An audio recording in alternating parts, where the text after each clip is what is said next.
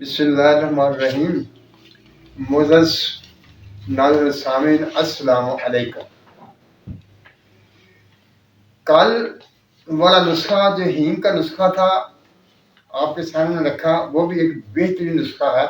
अगर आपने वो बना लिया तो इंशाअल्लाह ताला मैदे की तकलीफ से आप महफूज रहेंगे। और आज वाला नुस्खा जो है ये है पेट को कम करने के लिए, यानी ढलके हुए पेट को छोटा करने के लिए। ये मर्दों में भी इस्तेमाल हो सकता है, औरतों में भी इस्तेमाल हो सकता है। जिनके पेट बड़े हुए हैं, पेट ढलके हुए हैं, वो बेहतर होकर फिगर बहुत खूबसूरत हो जाएगा। लेकिन एक बात मैं कल वीडियो बताना भूल गया कि आपने हींग लेनी किस तरीके से है। यानी आप जब बाजार जाएंगे तो कौन सी हींग लेंगे। अगर तो आप हीरा हींग लेंगे तो वो तो आपको महंगी पड़ेगी,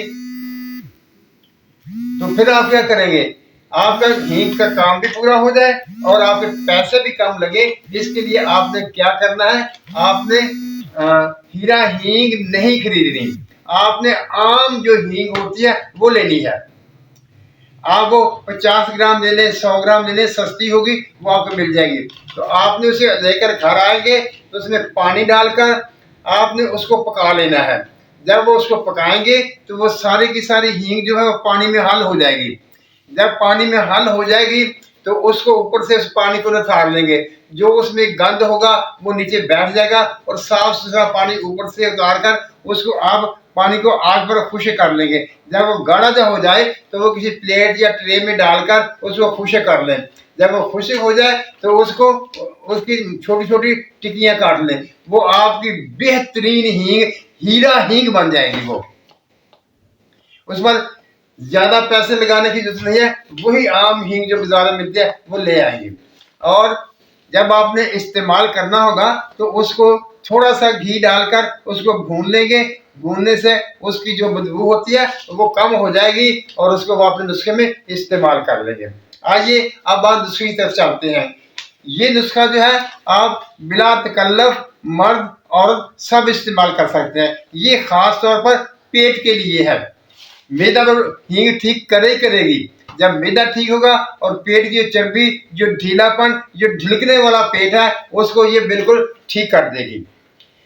आइए नुस्खे के अज्जा मैं आपके सामने बयान कर दूं। आपने हींग वो साफ मुसफ़ा भुनी हुई हींग जो होगी वो आपने 4 ग्राम ले लेनी है। और मुसब्बर जो है वो 7 ग्राम, अजवैन देसी 9 ग्राम, सुहागा सफेद बिरियां 6 ग्राम। यानी सुहागे को बिरियां करने के बाद उसी का आपने वजन करना है, वो 6 ग्राम ले लेना है। और मिर्च स्याह जो है वो 10 ग्राम ले लेने हैं, यानी 1 तुला ले लेना है। इन सब को पीस कर कवार गंदल के पानी में खरल करके इनको इनकी आपने गोलियां बना लेनी है। गोलियां चने की मिकदार के बराबर बना लेंगे। आप तरीका इस्तेमाल आप 2 तरह से इस्तेमाल कर सकते हैं।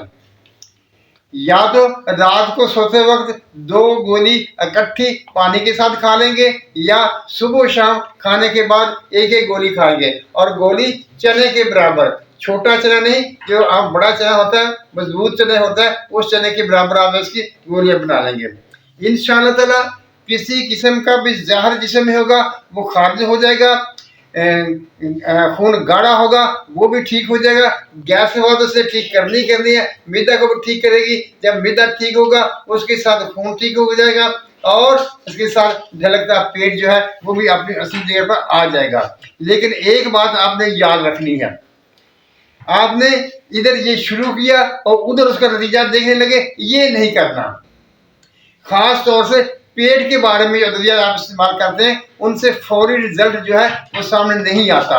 वो आहिस्ता आहिस्ता आहिस्ता आहिस्ता वो ठीक होता है।